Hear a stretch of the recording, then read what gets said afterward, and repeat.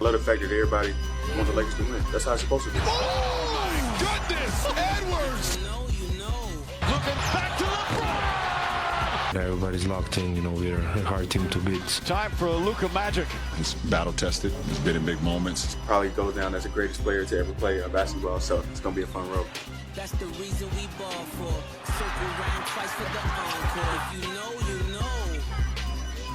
The headliner of today's action-packed slate is our ABC game just across the street between the Lakers and the Wolves. And with all of the storylines between Luka's playoff debut with the Lakers, Anthony Edwards' little revenge tour here, it feels like it's easy to overlook the fact that it is LeBron's 18th playoff run that's about to tip off. What's different about him in the postseason? Well, what's different about him this postseason is, one, he got Luka Doncic, who he is excited about playing with. Two, LeBron James always like to look ahead and look at his matchups to see how can he get to the NBA Finals or what's the route, right? And so when you think about it, yes, you're going against the Minnesota Timberwolves, which he feel like he's going to pull that series out. Then you get the winner out of between Rockets and Golden State. LeBron James looking at this season with Luka and the way that Austin Reeves is playing, and he's saying, you know what? We have a legitimate shot of getting to the NBA Finals. And if I'm LeBron James and I get to the NBA Finals, the greatest player of all time, we don't know what could happen.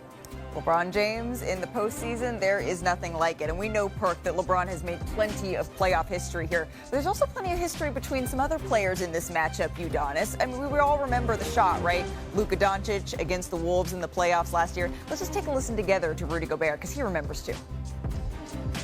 My whole career, I'm very likely to be crossed over, very likely to people are going to hit some tough shots over me, and then I might get dunked on.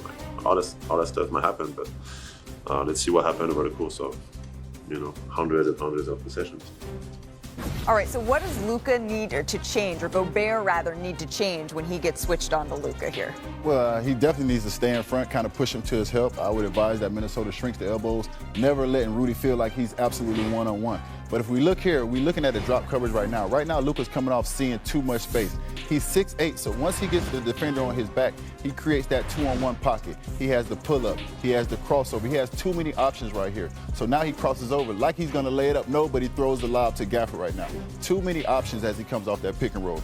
Once again, I think the scheme is to set it up high. So once he sets it high, he has so many options. Now, once again, at 6'8", and this is Kyle Anderson, who's a big defender, but Luka is big. At 6'8", he gets in that pocket and keeps him on his backside. Now Rudy is in that 2-on-1 again, and he gets the lob again. Luka thrives in that drop coverage. He's averaging 1.14 points per play against the drop coverage. Rudy works in the drop coverage 64% of the time. I think Minnesota really has to make an adjustment, and if I'm making that adjustment, I'm matching Rudy's minutes with Jackson Hayes.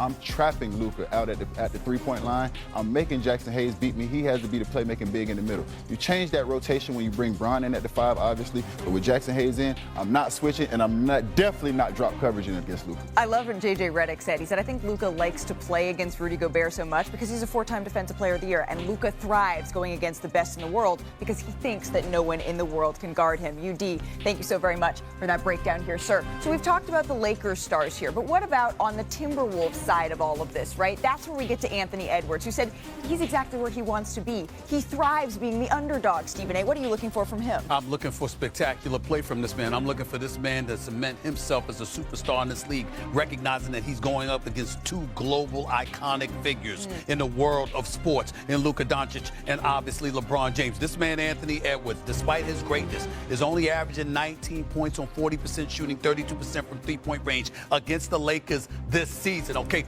3 of those games, first 3 games, he's being guarded by Max Christie. Shoot 25% from the field. Max Christie is now a Dallas Maverick, courtesy of the Anthony Davis-Luka Doncic trade, right? So the last game he goes up against Rui Hachimura, shooting about 53% from the field. Different ball game. Let's see what adjustments J.J. Redick makes to defend this guy. But it will have to be by committee because the guy has that it factor, meaning he'll want it. He knows who he's going up against. He knows the spotlight is going to be on him. He wants it bad. This is his moment. I think this is bigger than it was last year when he went to the conference finals because he didn't have both Luka and LeBron to go up against. That is the case here in Tinseltown. This brother, I believe, is going to show up. That's what I think we're going to see from Anthony Edwards. And you better think that he knows that this is... And the Timberwolves, and David, when you look at what Luka did to Minnesota last year, he averaged 32 against the Timberwolves, cooked their defense. Remember the dagger that he had against Rudy Gobert here. What should the Timberwolves' defensive strategy, you think, be for Luka? All right, Q, I know you know this. Defense is all about good hands, right? Yeah. So Minnesota got to take those hands, put them together, and pray, because they got no option about what to do against Luka. Don't do it like that. Look, now. let me tell you, they tried everything last year in the playoffs. They doubled the man. They tried to blitz the man. They were switching on him. They did nothing, and he turned Rudy Gobert into a lunchable out there in the playoffs. They had no option, but there is a little bit of hope. There is some hope for them. They have to use their offense to create their defense with Luka. They have to put him in all kind of action when he's got to play defense. They got to put him in foul trouble. They got to frustrate him. They got to tire him out, because that is going to make him less effective on offense. Otherwise, I got nothing for them in terms of what they're going to do when he has the ball in his hand. Q, he said they got to pray here on Easter weekend. Hey, I like that right there, Dave. But listen, I feel similar to what Dave feels. I mean, obviously, Minnesota has Ant Edwards, and I totally and wholeheartedly expect Ant-Man to be Ant-Man.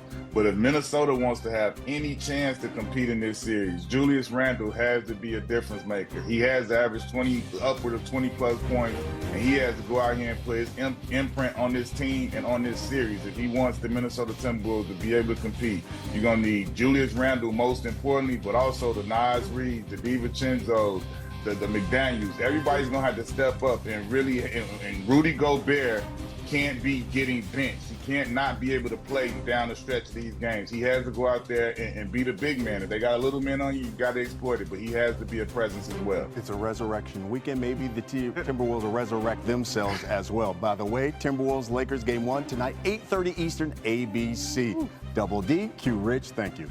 It's time. It's time. Let's go. Tip off today, 4 game 1 matchups today. ESPN ABC finishing the night with Luka and LeBron. Those Lakers taking on the Ant-Man, Anthony Edwards, and the Timberwolves. So with that, let's bring in our NBA reporter, Tim Bontemps. Timmy B, let's dive into the final game of the night, and that is the Lakers and the Timberwolves. Of course, the front line will be a major factor here. It is a strength of the Timberwolves. The lack of size is something we've been talking all season long about the Lakers. What can you tell us about the clash of styles here?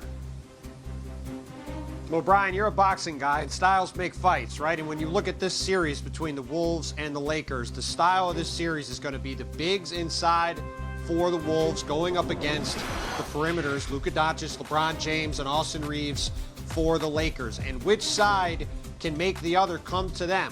Whether the Lakers have to adjust to Minnesota's size, or whether the Wolves have to downsize to combat those perimeter guys attacking Rudy Gobert inside and potentially getting the Wolves out of what they like to do. That is the thing that's probably going to go a long way towards determining